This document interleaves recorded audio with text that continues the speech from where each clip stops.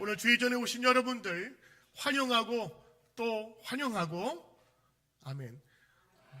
강사님 오셨는데 여러분 환영하고 축복합니다. 아멘.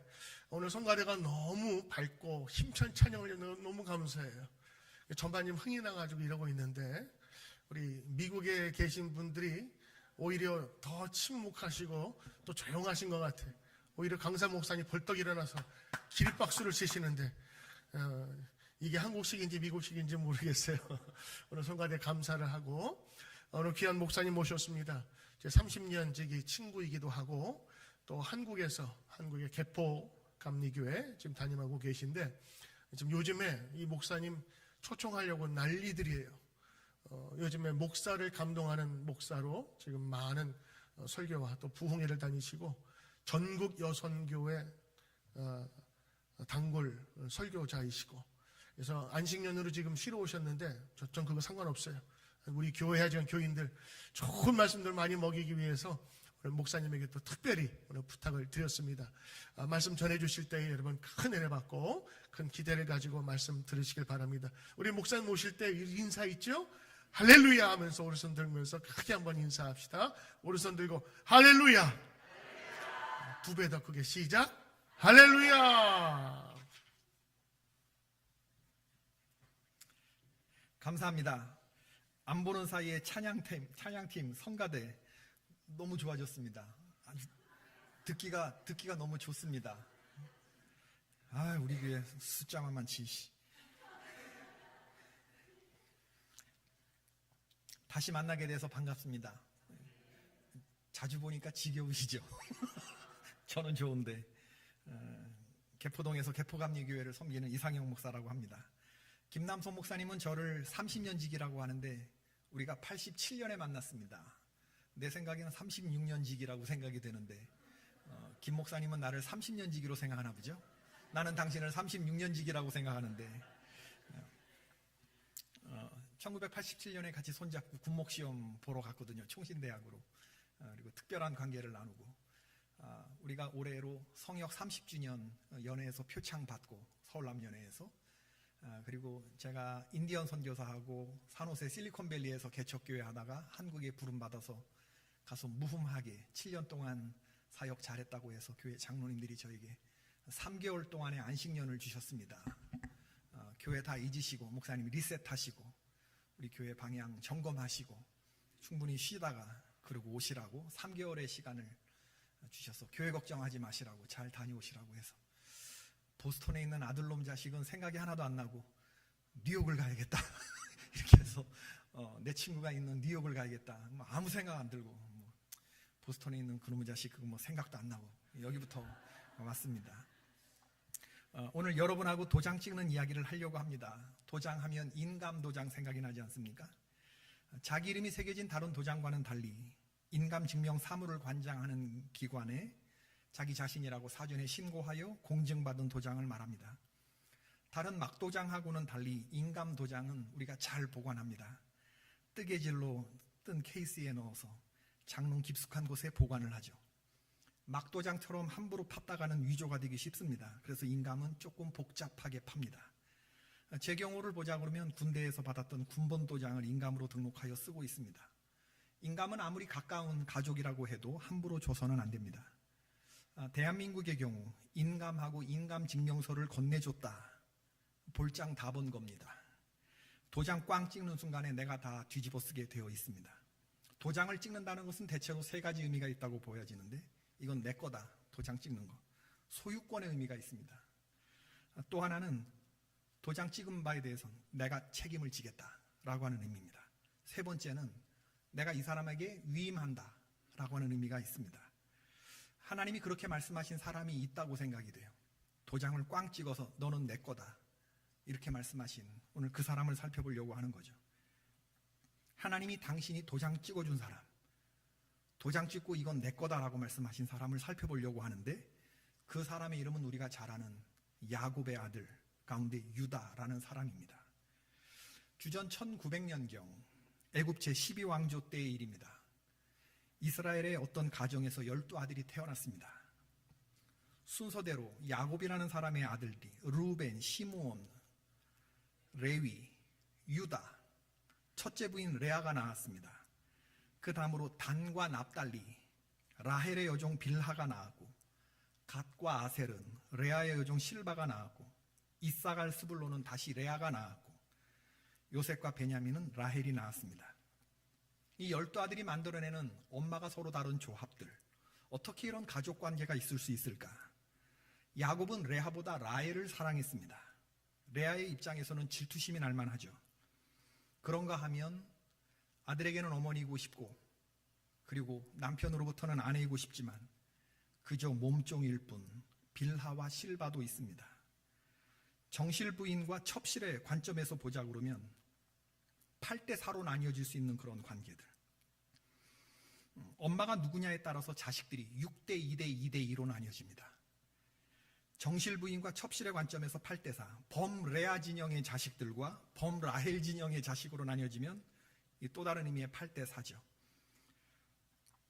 아버지 야곱의 사랑받는 아들과 그렇지 않은 아들로 나누자고 한다 그러면 2대 10입니다. 아버지 야곱은 라헬의 자식들만을 지극히 편애했습니다. 요셉과 베냐민을 편애했죠. 야곱은 야복 나루에서 자기를 만나러 오는 형 400명이 군사를 끌고 오는데 맨 앞줄에는 여종들의 자식을 세우고 2열에는 레아와 그의 아들들을 세우고 그리고 맨 뒤에는 라헬과 요셉을 세웠습니다. 이건 또 뭐 하자는 시츄에이션입니까? 이런 배치가 무엇을 상징합니까? 같은 성, 같은 주소를 쓴다고 해서 한 아버지와 어머니 4명 밑에서 태어난 배다른 형제들이 어떤 삶의 이야기들을 써나갔을지 짐작이 되는 바입니다. 처와 첩 사이에서 태어난 자녀들끼리 적자서자의 이런 싸움들은 없었을까? 이럴 땐 이렇게 뭉치고 저럴 땐 저렇게 뭉치면서 때로는 6대 2대 2대 2로, 때로는 8대 4로, 때로는 2대 10으로 이렇게 편먹고 서로 살벌한 그런 경쟁들을 펼치진 않았을까? 야곱의 12아들들은 저마다 혼란 속에서 갈 길을 잃은 동반의존적인 유산의 산물들이 아니었을까 생각을 해보게 되는 거죠. 생각해보면 야곱의 아들들은 보통 아들들이 아니었습니다. 그들은 이미 사람을 죽인 경험이 있는 아들들이었죠. 살인에 대한 처벌을 받지 않았습니다.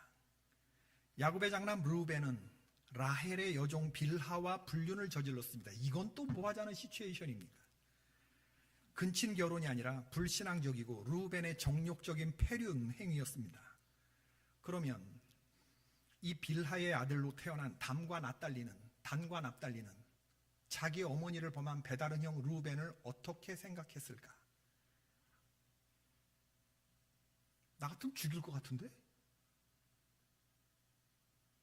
우리 엄마를 범한 형? 배다른 형?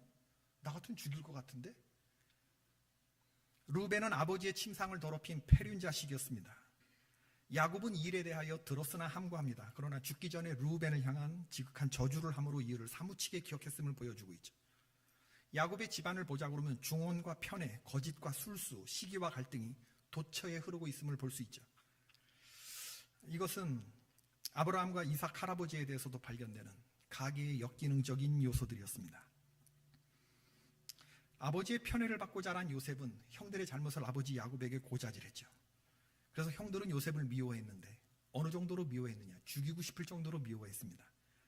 어느 날 자기들 발로 30km 떨어진 곳에서 자기들이 양치는 모습을 찾으러 왔던 그 요셉을 얼마나 미웠으면 동생을 보는 순간에 죽이자라고 형들이 담합을 했을 정도였습니다.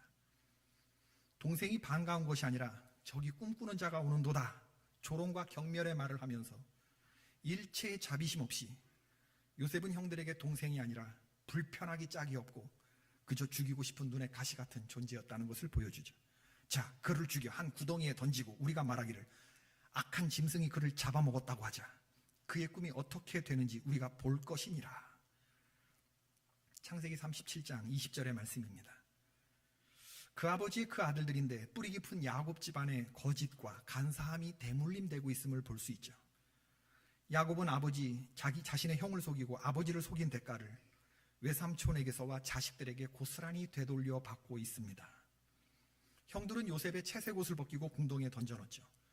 요셉이 울면서 꺼내달라고 간청했지만 형들은 매정했습니다.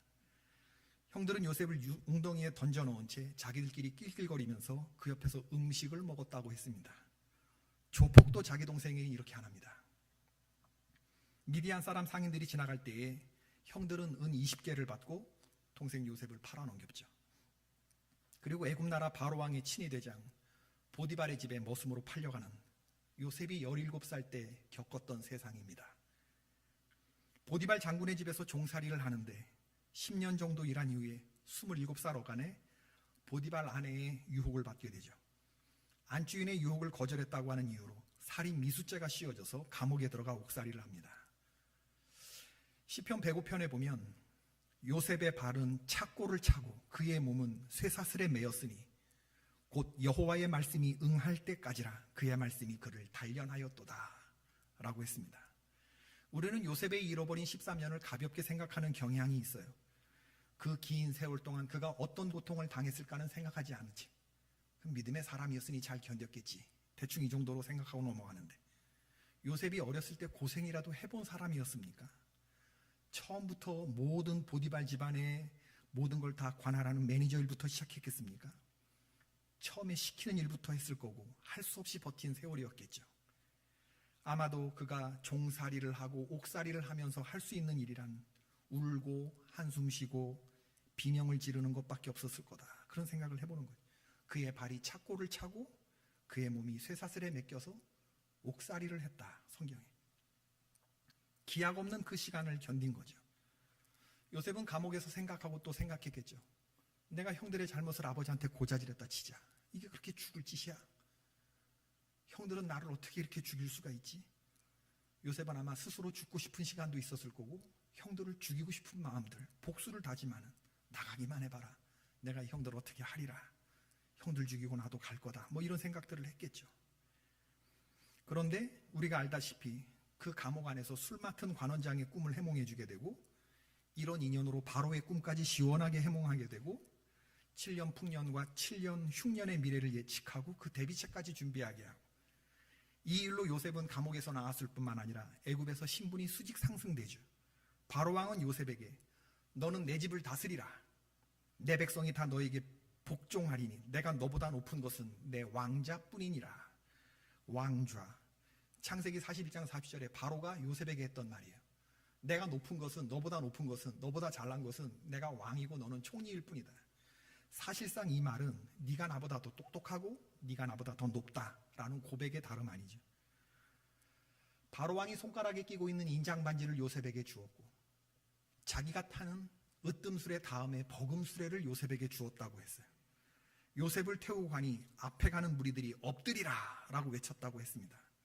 요셉의 나이 30에 그가 얻은 세상이었습니다. 상황이 바뀌었어요. 7년 흉년, 풍년이 끝난 다음에 흉년이 왔을 때 이때 야곱의 아들들이 곡식을 꾸러 애굽에 왔습니다. 갑과 을이 바뀌었습니다. 형들은 요셉을 알아보지 못해요. 요셉이 이중 언어를 구사하고 있었거든요. 애굽의 말을 하고 있었거든요. 형들은 머리를 들어 감히 요셉의 총리의 얼굴을 보지 못할 정도로 조아리고 있습니다. 요셉은 형들을 한눈에 알아봐요.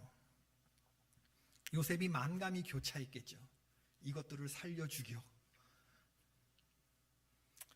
형들을 간첩이라고 몰아세우면서 요셉이 조금 장난을 치죠. 너희들이 우리나라를 정탐하러 왔구나. 이러면서 혼비백산에서 야곱의 형제들이 집안 이야기를 털어놓습니다. 그렇지 않다고. 우리는 순수한 사람들이라고. 우리 아버지는 야곱이고 우리 형제가 있었는데 뭐 이런 투머치 인포메이션을 요셉에게 묻지도 않은 걸 줄줄줄줄 형들이. 그래? 동생이 하나 있단 말이지? 걔를 데리고 와라. 베냐민을 데리고 와라 해놓고 형 중에 시몬을 볼모로 잡아놓는 장난을 치게 되죠. 아무것도 모르고 곡식 매낭을 메고 베냐민이 왔었을 때 형제들의 뒤를 쫓아서 배낭 검사를 하게 됐는데 베냐민의 집에서 총리의 은잔이 발견될 줄이야. 그러니 이게 뭐 고향으로 돌아가다가 다시 형제들이 그대로 잡혀왔습니다. 요셉 앞으로. 이건 벌써 죽은 목숨인 거죠. 총리의 은잔을 곡식을 넉넉히 되어 주었는데 은혜를 원수로 갚은 격이 됐으니 혼비백산한 그런 상황 속에서 유다가 동생을 향해서 이 동생 풀어주고 자기를 붙잡으라는 탄원을 하게 되는 거예요. 주의 종 우리 아버지가 우리에게 이르되 너희도 알거니와 내 아내가 내게 두 아들을 낳았으나 하나는 내게서 나갔으므로 내가 말하기를 틀림없이 찢겨 죽었다 하고 요셉을 말하는 거겠죠. 내가 지금까지 그를 보지 못하거늘 너희가 이 아이도 내게서 데려가려 하니, 이 아이라는 건 베냐민이겠죠. 만일 제 해가 그 아이의 몸에 미치면 나의 흰머리를 슬퍼하며 스올로 내려가게 되리라. 아버지의 생명과 아이의 생명이 서로 하나로 묶여 있거늘 이제 내가 주의 종 요셉이죠. 내가 요셉 주의 종 우리 아버지에게로 돌아갈 때에 이 베냐민이 나와 함께 가지 아니하면 아버지가 이 아이의 없음을 보고 죽으리니, 이같이 되면 종들이 주의 종 우리 아버지가 흰머리로 슬퍼하며 수월로 내려가게 함이니이다. 유다는 과거의 요셉과 베냐민을 편애하는 아버지에 대해서 서운한 감정이 있고 분노하는 감정이 있었던 아들이었어요. 근데 지금 유다는 완전히 바뀌어 있습니다. 아버지의 동생들을 향한 편애가 더 이상 증오가 아니라 긍휼의 토대가 되고 있죠. 어릴 적 유다는 아버지를 이해하지 못했습니다. 그러나 지금은 아버지를 이해할 뿐만 아니라 그를 불쌍히 여기기까지 해요. 아버지가 벗긴 게 아니라 유다의 사랑이 그만큼 커져 있는 것을 볼 수가 있죠. 여러분 보세요. 아버지가 내 아내에게 두 아들을 낳았으나 하나는 내게서 나갔으므로 요셉을 얘기하는데, 야곱에게 아들이 둘밖에 없습니까? 나는 아버지 아들이 아닌 겁니까? 넷째로 태어났지만 아버지의 사랑받지 못한 엄마에게서 태어났다고 나는 아들이 아닌 겁니까? 그런데 유다가 요셉에게 하는 말이, 우리 아버지한테는 아들이 둘 있었는데 나는 아들도 아니다 라고 하는 말을, 지금 유다가 자존심도 없나? 그런 얘기를 하면서 요셉에게 탄원을 하고 있는 거죠. 이 아이가 나와 함께 가지 아니하면 내가 어찌 내 아버지에게 돌아갈 수 있으리까? 두렵건대 제 해가 내 아버지에게 미침을 보리이다. 유다는 두려움을 계산하고 있어요. 내 두려움과 아버지의 두려움을 계산하죠. 둘 중에 여러분 같으면 마지막으로 어디에 엎어집니까? 사람들은 이런저런 계산을 하고 살아요. 나의 유익과 남의 유익 사이에서 내게 미칠 손해와 남에게 미칠 손해를 생각하면서 결국에는 이기적인 결정을 내리죠. 유다는 정반대의 결정을 내립니다. 내 두려움보다 아버지의 두려움을 더 많이 계산하며 내가 볼모가 되겠다라고 결단하는 거죠. 사랑은 오래 참고, 사랑은 온유하며, 사랑은 남의 유익을 구하지 아니하며. 가요? 사랑은 남의 유익을 구하지 아니하며입니까? 사랑은 자기의 유익을 구하지 아니하며. 이 예수 그리스도가 우리에게 보여주신 오래 참는 사랑, 온유한 사랑, 당신의 유익을 구하지 않는 사랑. 유다는 복잡하게 생각하지 않아요. 베냐민을 살리고 아버지를 살리는 길은 내가 죽는 길밖에 없다라고 생각을 하고 그 형제들 가운데서 제일 먼저 요셉 앞에서 엎드립니다. 요셉은 형들의 변화를 시험해 보려고 하지만 유다는 변하지 않는 아버지를 시험하지 않아요. 다만 아버지의 아픔의 편에 서서 이해하고 있습니다. 어떻게 생각하면 유다는 자기도 피해자예요. 아버지의 편에 의한 피해자. 그런데 가해자가 피해자를 생각하는 게 아니라 피해자가 가해자를 이해해요. 사랑받지 못한 아들이 아버지를 이해합니다. 성경을 보자면 유다는 훌륭한 인물이 아니었어요. 동생 요셉을 노예로 팔 때 제일 먼저 앞장섰던 형이 바로 유다입니다. 아내가 죽은 후에 창녀로 변장한 며느리 다말과 동침한 자예요. 그리고 그 다말과의 약속을 어기려고 했던 비열한 사람이었죠. 지금까지 살아온 과거의 형태로만 보자 그러면 엉망진창의 삶을 살았던 사람이 유다였는데, 그런 유다가 동생 베냐민을 대신하는 나를 볼모로 잡으소서 하면서 요셉에게 간청하는 모습을 보면서 요셉의 마음이 몽글몽글해져요.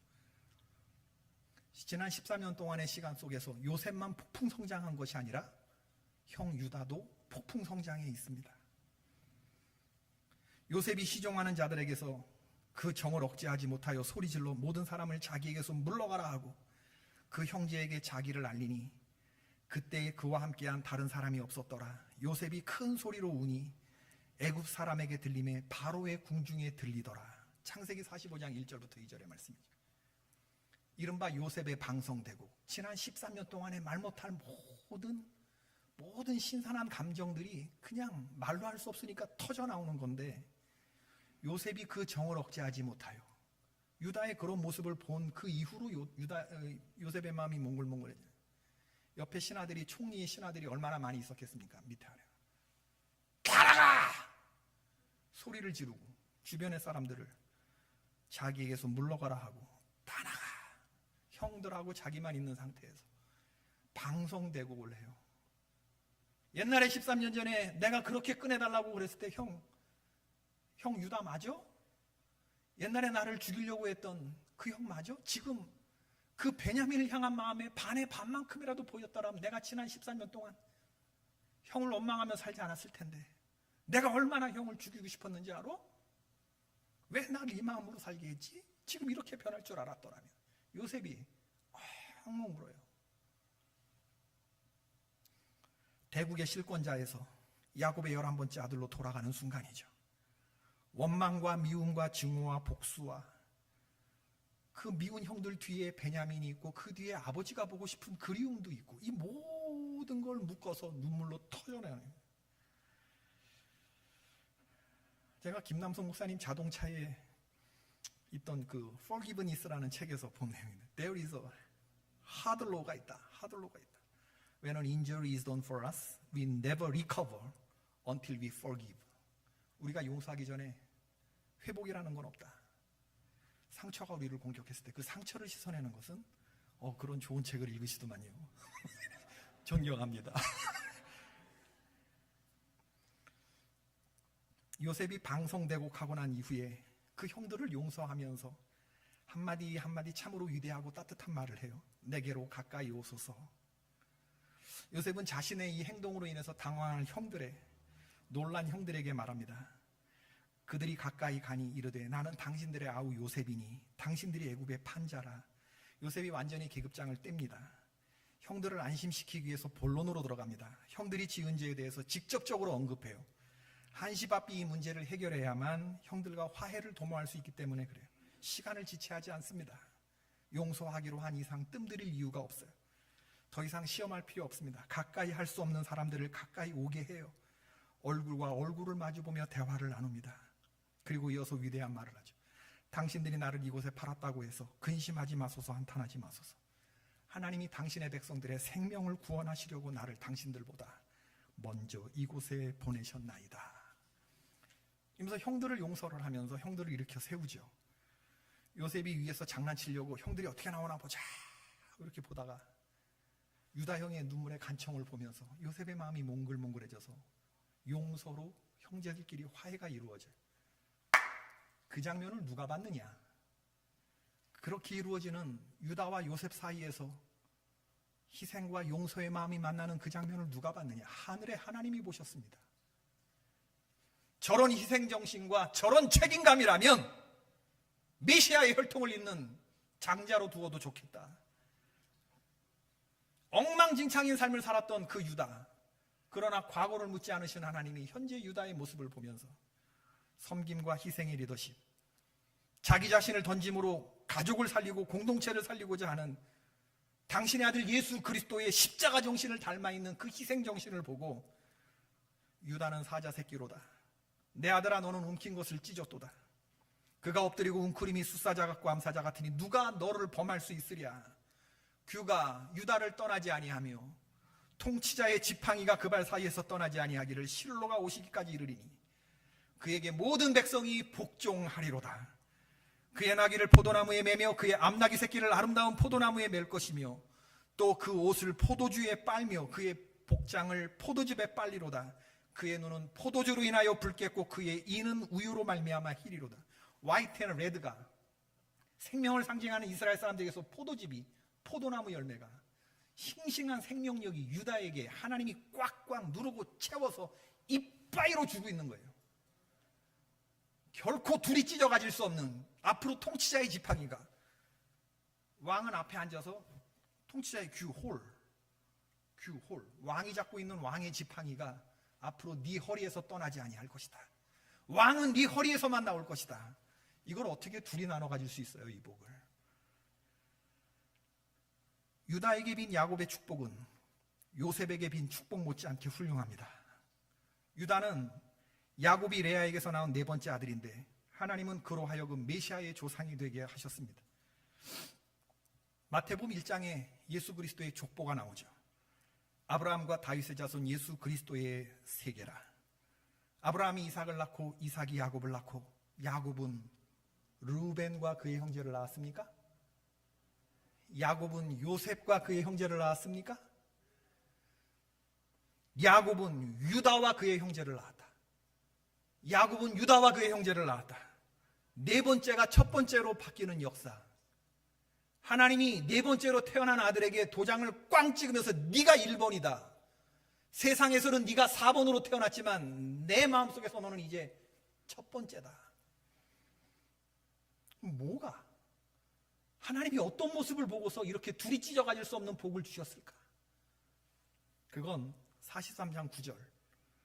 내가 담보가 되오리니.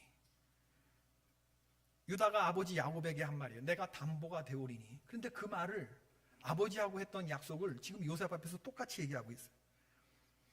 내가 그를 위하여 담보가 되오리니 아버지께서 내 손에서 그를 찾으소서. 내가 만일 베냐민을 아버지께 데려다가 아버지 앞에 두지 아니하면 내가 영원히 죄를 지으리다. 나는 유다의 말이 하나님의 귀에 들렸다고 생각하는 거죠.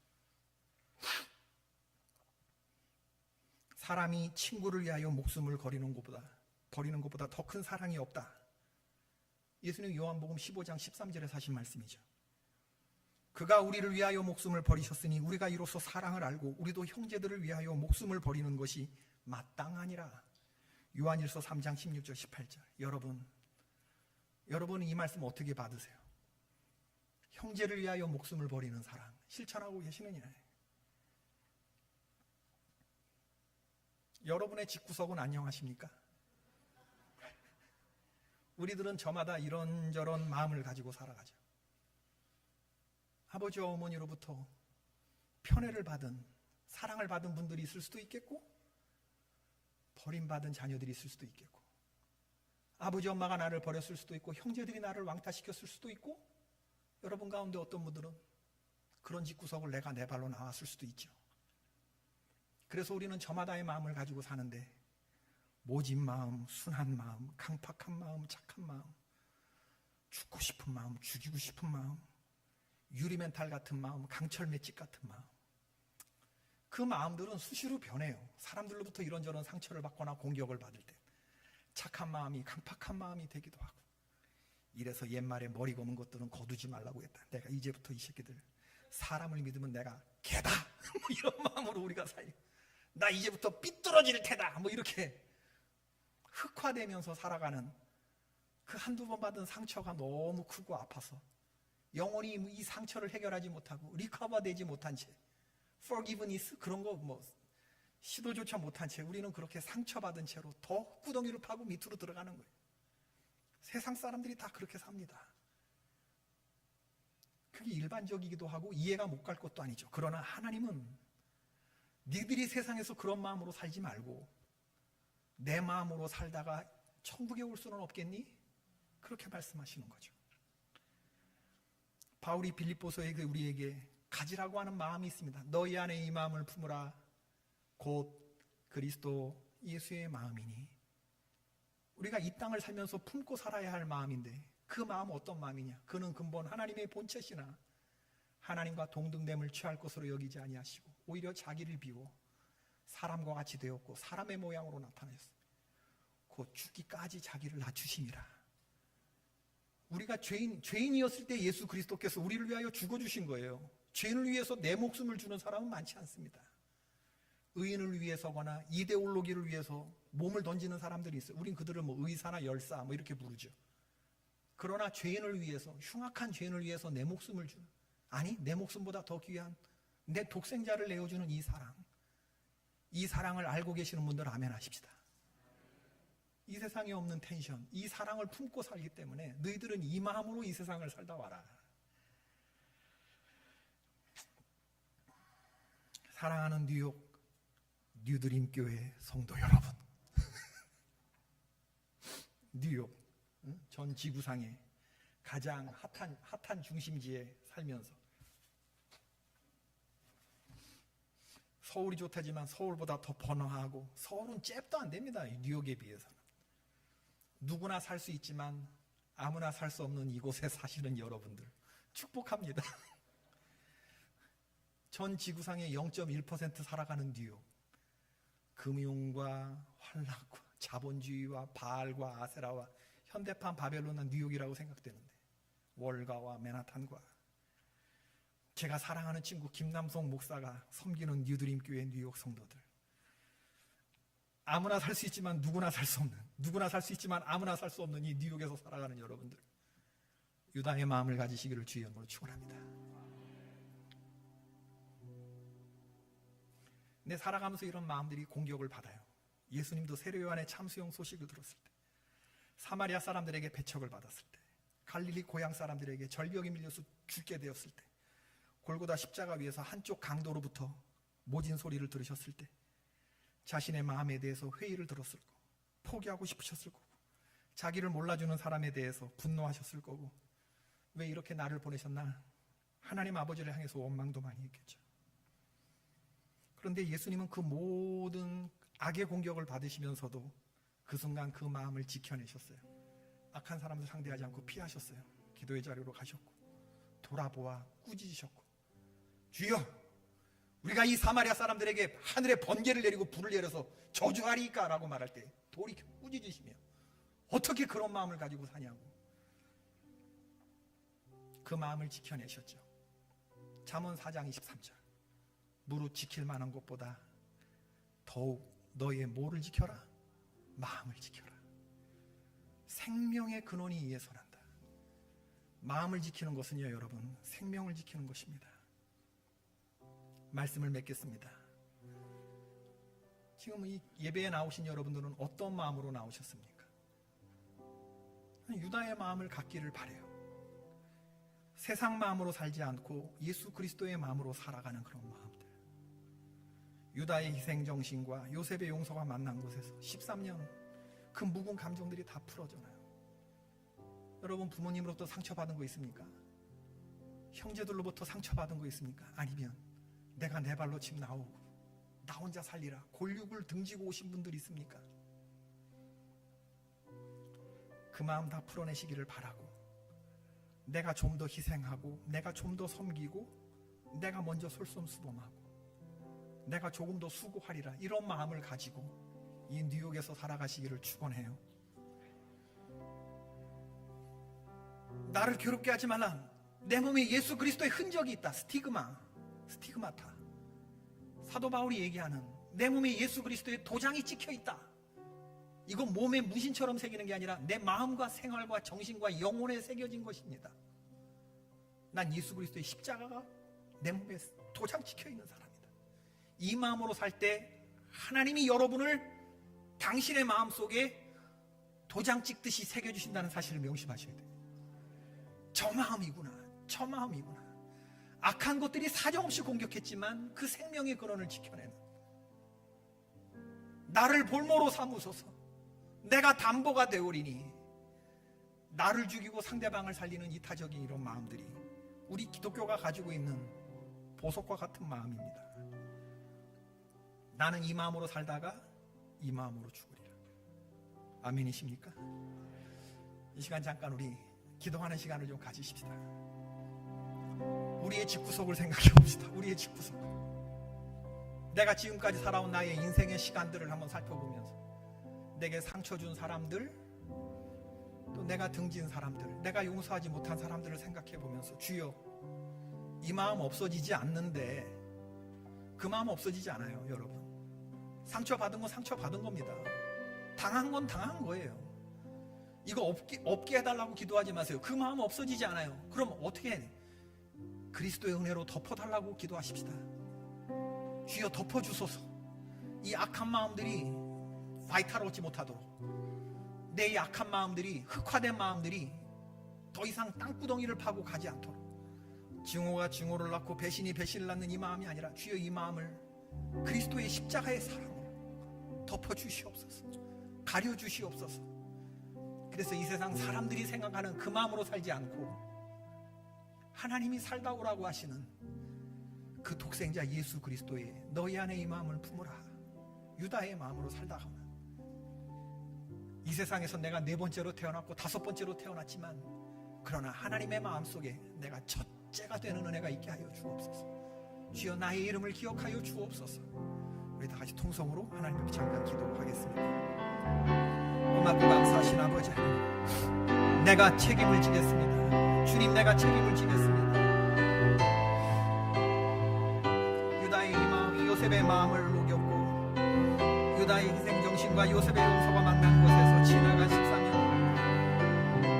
야곱의 가족 70명이 흩날 히브리 민족 60만으로 그 민족이 다일 통일왕국으로 이어지는 하나님 나라의 역사의 불쏘시개가 되었던 것을 기억하면서 주여 뉴욕 뉴드림 교회 성도들을 기억하여 주시고, 우리가 다 똑같이 신앙생활하는 것 같아도 하나님이 우리의 마음 중심을 보시고 우리의 마음 단면에서 예수 그리스도의 십자가 마음이 발견될 수 있도록 매도하여 주시고, 나를 상처준 사람들에게 대해서 내가 하나님 다 용서하게 하여 주시고, 내가 담보가 되오리니 내가 볼모가 되오리니 예수 그리스도의 마음으로 살아가는 제자가 인도하여 주옵소서. 너는 내 아들이라, 오늘날 내가 너를 낳도다. 너는 내 아들이라, 나의 사랑하는 내 아들이라. 고마우신 하나님, 뉴욕 롱아일랜드 고국을 떠나 이곳 먼 곳에서 살아가는 당신의 백성들을 축복합니다. 하나님, 이 세상 바벨론의 한복판을 살아가는 우리 내 친구 김남성 목사가 목회하는 성도들이 유다의 마음을 품게 하시고 예수 그리스도의 마음을 품게 하시고 희생과 용서의 마음으로 살아가게 하여 주옵소서. 이 마음 품기 가장 힘든 곳에서 살아갑니다. 그러나 하나님, 이 세상이 끌고 가는 대로 끌려가는 마음이 아니라 하나님이 이끄시는 대로 이끌려가는 마음으로 살아가게 하여 주옵소서. 예수님의 이름으로 기도드립니다.